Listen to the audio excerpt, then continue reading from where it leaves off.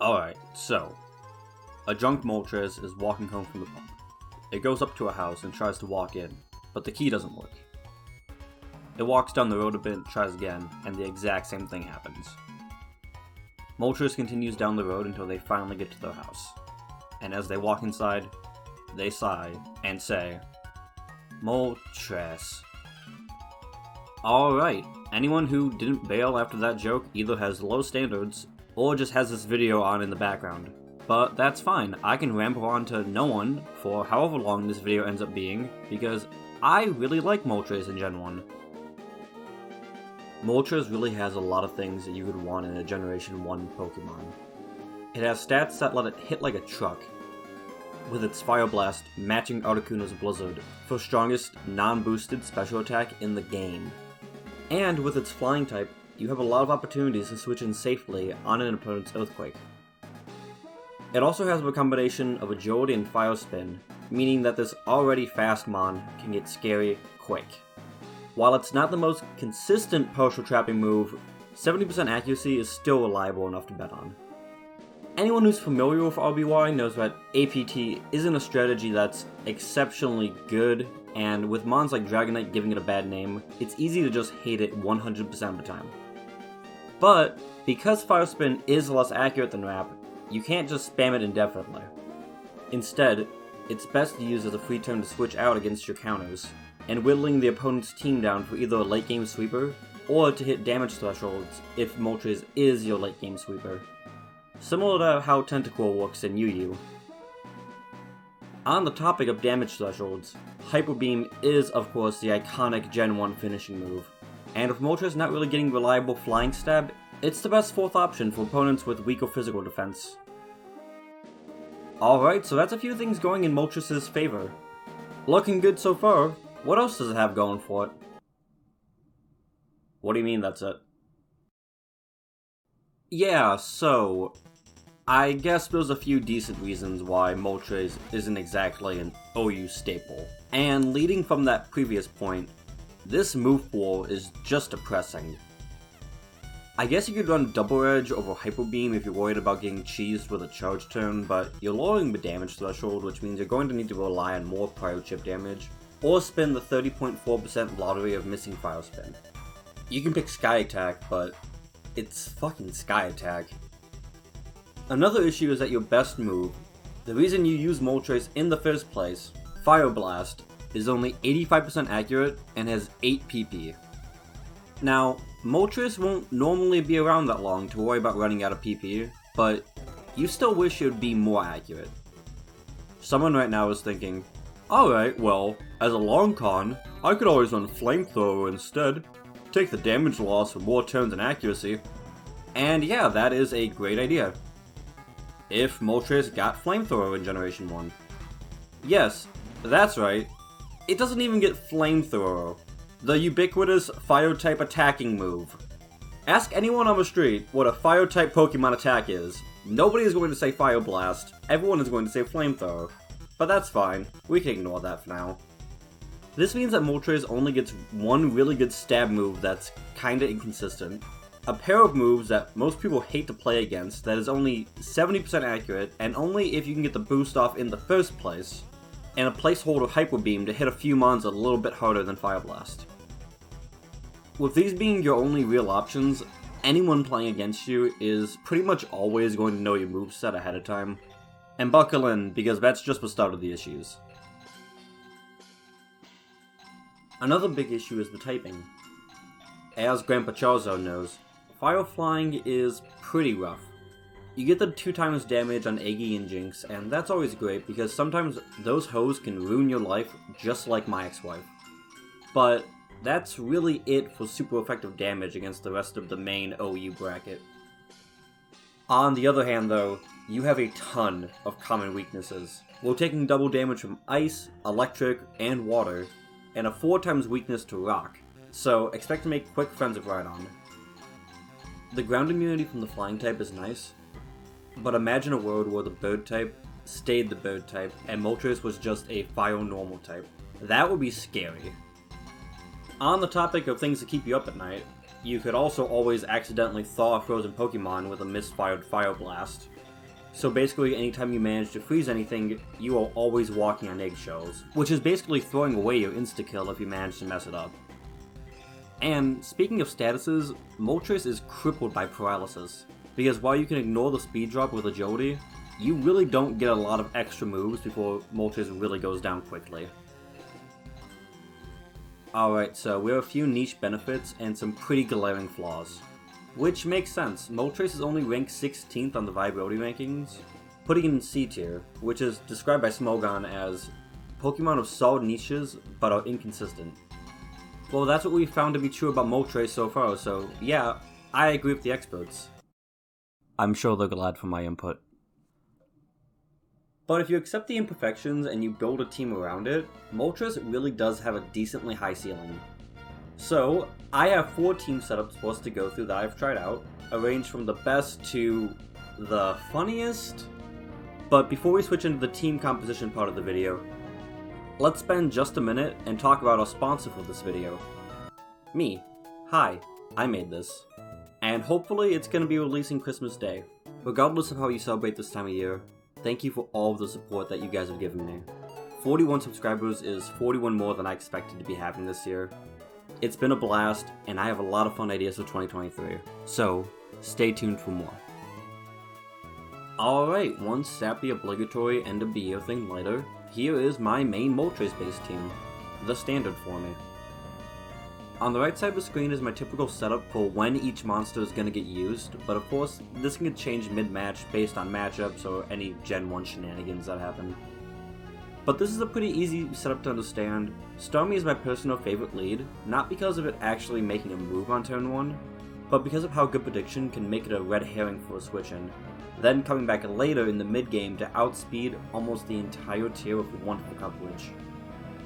As for the switch, if you think your opponent is expecting a turn 1 Thunder Wave and switches to their Chansey, putting in Eggy will give you a Sleeper who outspeeds Chansey, which leaves the opponent in either letting Chansey fall asleep while praying and spamming Ice Beam or Sing, or switching back into something else to eat the sleep, meaning you're already at 6v5.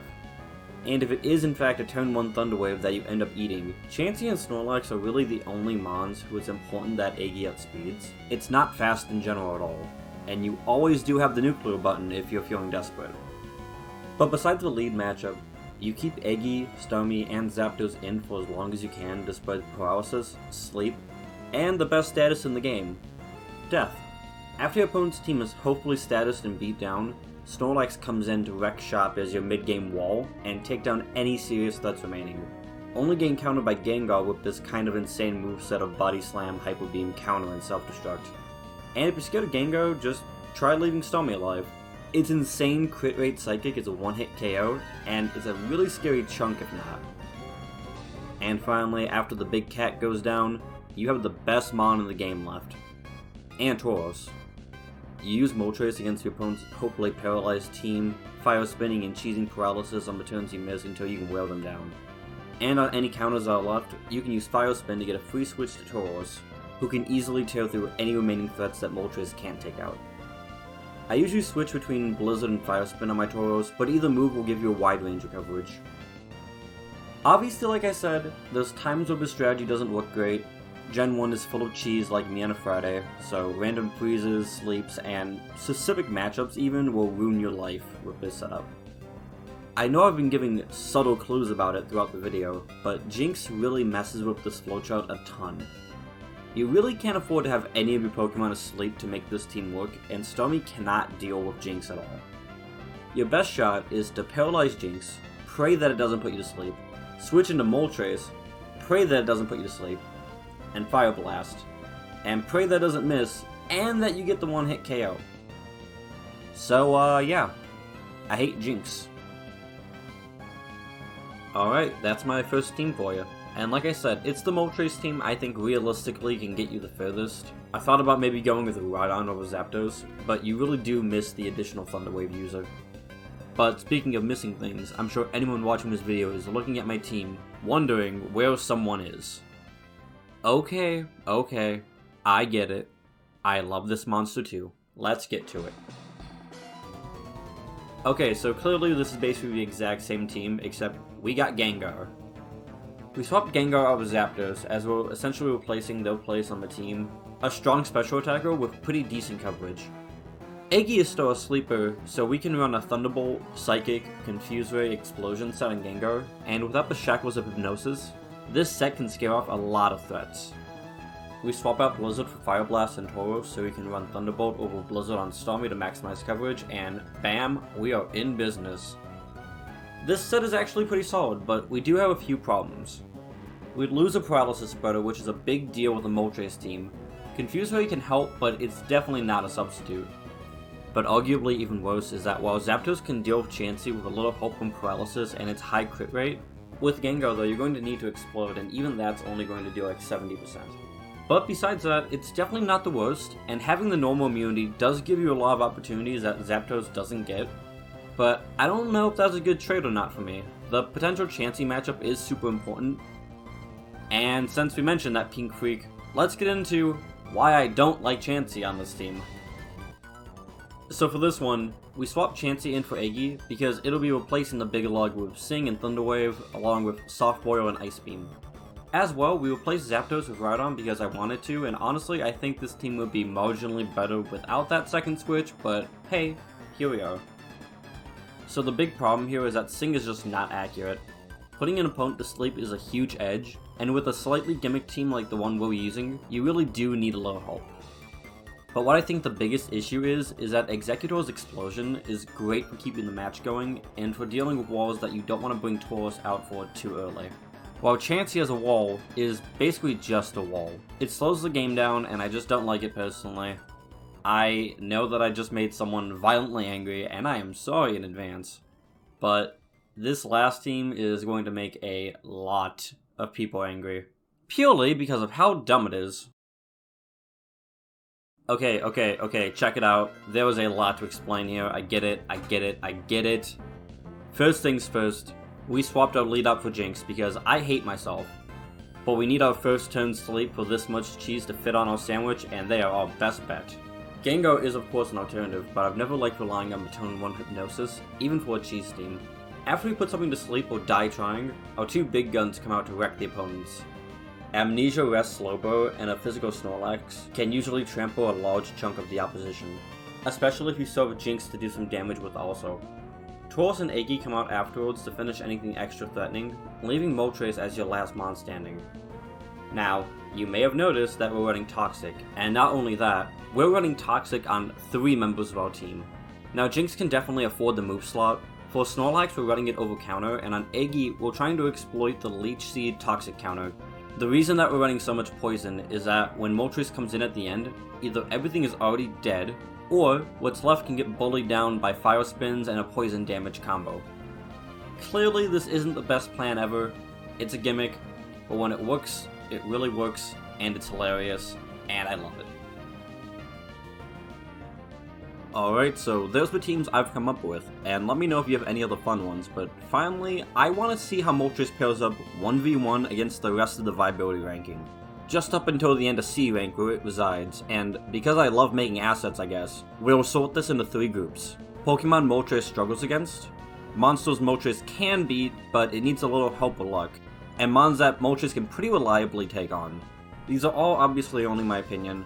I'm not a Pokemon master, just an enthusiast who watches a lot of videos.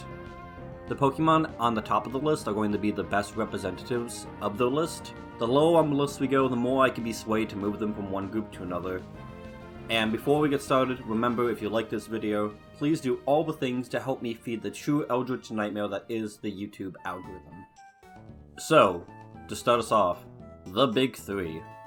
Out of all of them, the best matchup is definitely against Tauros, which is big, with Moltres being a pretty good check to what a majority of people consider to be the best Pokemon in the game. Fire Blast is a clean 2-hit KO, with Tauros' Body Slam capping off at 31% only, and Blizzard only potentially 3-hit KOing you without crits. And with the ground immunity, you can switch in on an Earthquake to stay healthy, or just come in after something else dies, worst case scenario. Additionally, if you haven't boosted with Agility, but you burn Tauros with your first Fire Blast, it nullifies the second turn Desperation Hyper Beam, meaning only a potential crit is actually scary. But if you already boosted and an unsuspecting Tauros comes in for a revenge kill, or if you're able to paralyze it beforehand and get Moltres in safely, you can very likely get past it with only taking one hit. And even if you're super low on health after from taking crits or anything, trading your Moltres for the opponent's Tauros is always a good deal. Obviously Tauros crits a ton, so you're always still available to be its bitch, and yeah, Fire Blast has the 15.4% chance to miss, but sometimes you can really take the bull by the horns, and that is why I love Moltres. Second up is Snorlax, and Snorlax is a really great first Pokemon for this middle rank, because with all the different movesets that it can use, Moltres' viability is going to change drastically. Amnesialax and Restlax laugh at Moltres, but it can reasonably make progress on a Reflexlax set, especially one that's been chipped or paralyzed beforehand. It can definitely handle some sets, but not others at all, which I feel like acts as the metaphorical roadblock to the group Tauros landed in. And finally in the big three is Chansey, and just no. Moltres has no business taking on Chansey. It can't get past Chansey's bulk, and our Hyper Beam can't even outdamage a Soft Boil, on top of us risking eating a Thunder Wave if we stay in. If you get super lucky, chaining Fire Spins or crits or both, you could make something happen. But let's be honest, it's not a good matchup, you don't want to do this. Up next is Starmie, and you can kinda already guess where this is going. Blizzard, Hydro Pump, Thunderbolt, all of these moves cut straight through us. And Starmie can recover off any damage that we could cause it. With literally every Starmie set running Recover in at least one of those damaging moves, along with Thunder Wave, it finds itself straight into the struggle category, above Chansey due to it outspeeding us, and that damn crit rate Starmie hits at.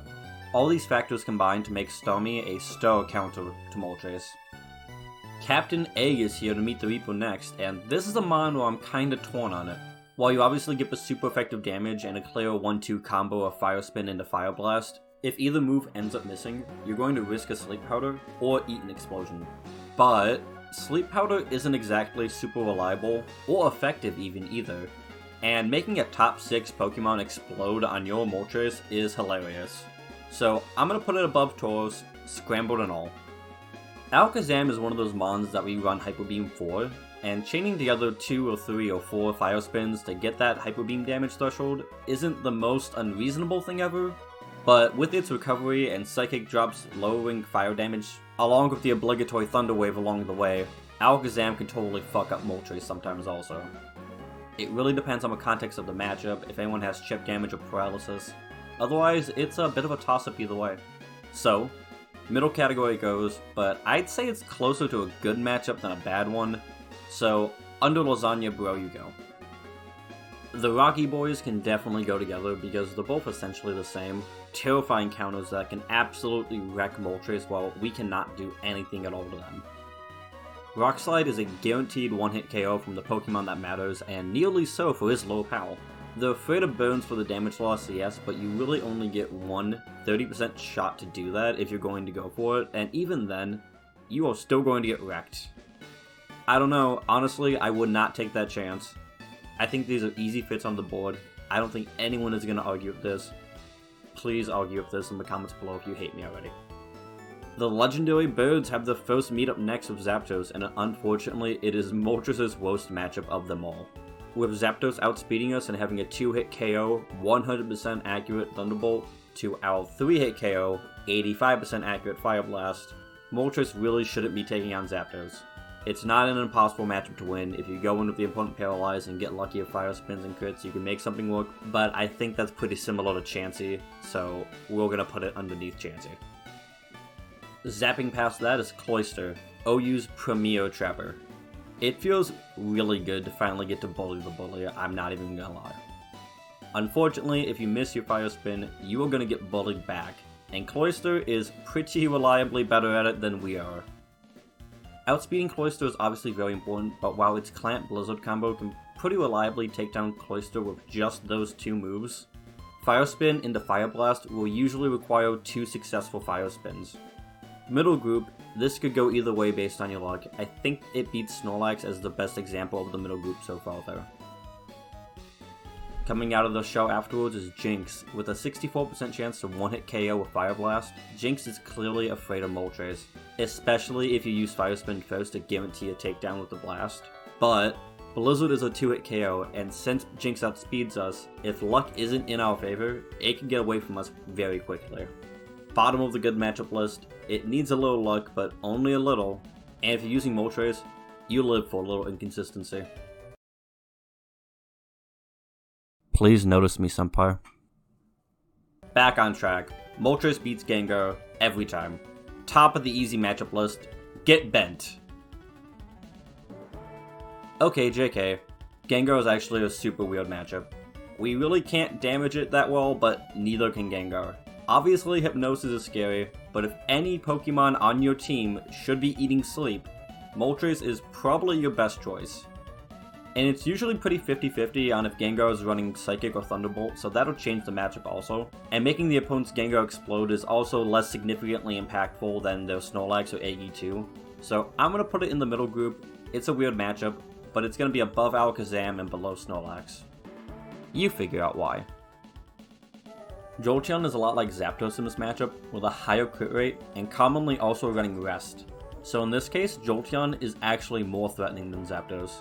Now Jolteon does not get Agility, but it's not likely a boosted Moltres will be able to make much I'll keep it below Chansey, because with setup and luck, you might be able to make it work. At least more likely than it would for the big pink punching bag. Slowbro is a rough matchup also, even worse than Jolteon, honestly. We can't really hurt even base Slowbro, meaning we're essentially just giving it setup turns, leading to not only a dead Moltres, but also a dangerous roadblock to overcome afterwards. Now for placement, it's kinda weird. I think Starmie is more immediately threatening, but a maxed out Slowbro can definitely be a scary win condition to be up against. I don't know. I am so torn on this one, more so than any other matchup, so you know what, screw it, I'll tie them. Slowbro is just a weird monster, what else can I say? Alright, we're dropping out of the top 13, and Lapras is definitely a scary wall to be up against. Similar to Starmie, but even bulkier. Although its use of Sing instead of Thunder Wave does make it a bit easier to cheese than Starmie. So, right under the Starmie Slowbro combo you go, right above Chansey. Enjoy, Lapras. You might have been dropped from OU, but you can still wreck one of the legendary birds. So feel proud of yourself for that. Articuno is an anxiety attack in a Pokemon for Moltres. It's a fight that's definitely weighted on our side by a long shot, but that fear of missing your Fire Blast and getting knocked out with a Blizzard is terrifying. And if you're paralyzed, you basically just can't even try. For both these reasons, I'll leave it in the good matchup category, but at the very bottom under Jinx, because we don't even get the one-hit KO on Articuno. Alright, it's time for the mirror match, and god, this is just awkward. You're just hoping to win the speed tie and trap so you can switch out. Moltres is unfortunately bad at unaliving itself, so into the middle category we go. This is such a weird matchup. I feel like it needs to be above Alakazam and Gengar for sure, and I'll say that it could even beat out Snorlax, but not Cloyster. God, these are getting more and more subjective, aren't they? Persian is basically a worse Tauros against Moltres. Again, it can only 3-hit Chaos when we can 2-hit KO them in return to Fire Blast, potentially only 1 hit if we get lucky with Fire Spin. We're still rolling dice, but it's weighed significantly in our favor, and, unlike Tauros, Persian can't fish for a Blizzard Freeze either, so it's going to be going above Tauros in the easy knockout category. Alright, and Victory Bell. Victory Bell is a joke. All it can do is paralyze us or put us to sleep to be taken out by something else if it switches out. The only truly sad thing is just how close to a potential one-hit KO we are from it. I'll put it at the top of the list, as Aggie can always hilariously try to explode to get out of a tight spot at least. Dragonite is the penultimate Pokemon on our list, and unfortunately Moltres doesn't fare well against the face of APT, due to it resisting our fire typing and frequently running Blizzard. This is a pretty bad matchup for Moltres, but not like the worst, you know? I don't know, I'm tired. This is where I'm putting it. Finally, we have the only Pokemon that matters, Porygon. It goes about as well as you'd expect. Porygon is unfortunately a worse Persian against us, meaning it's a worse Tauros against us.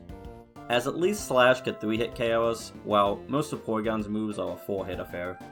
Therefore, it's pretty fair to say this is where it should end up. Well, okay, this final list isn't as bad as I expected beforehand. There's a lot of bad matchups, 9 in total, and 5 that are on the line, but you have 7 pretty solid matchups. But, let's be honest, the C-rank Pokemon are very niche. So let's backtrack a bit to the top 13 and... Oh, okay. This is significantly worse. With 38% less Pokemon to look at, there's 33% less bad matchups at 6, 20% less so-so matchups at 4, and 57% less good matchups at only 3. So Moltres is almost in the Slowbro category, where it can pounce on a lot of the lower ranked OU mons, but against the higher ranks, it really can't stand up to much. But what it can do is still really important. Backing up to the top 6, you have an even breakdown of 2 Pokemon in each group. Not being able to stand up against Starmie sucks as a special attacker, but Chansey it doesn't really matter much because there's way more reliable ways to take Chansey out.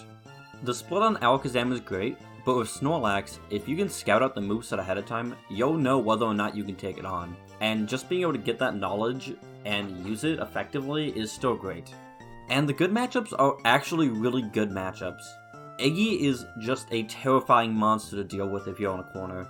And Tauros is, like I said, most people's pick for the best Gen 1 Pokemon. And getting that solid matchup through a niche Pokemon is the whole reason you run a niche Pokemon.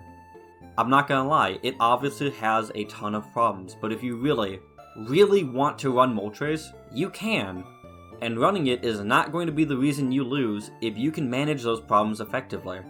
And yeah, that's why Moltres is kind of okay in RBY OU. Thank you so much for watching. Have a great end of the year. I love you, and see you next year.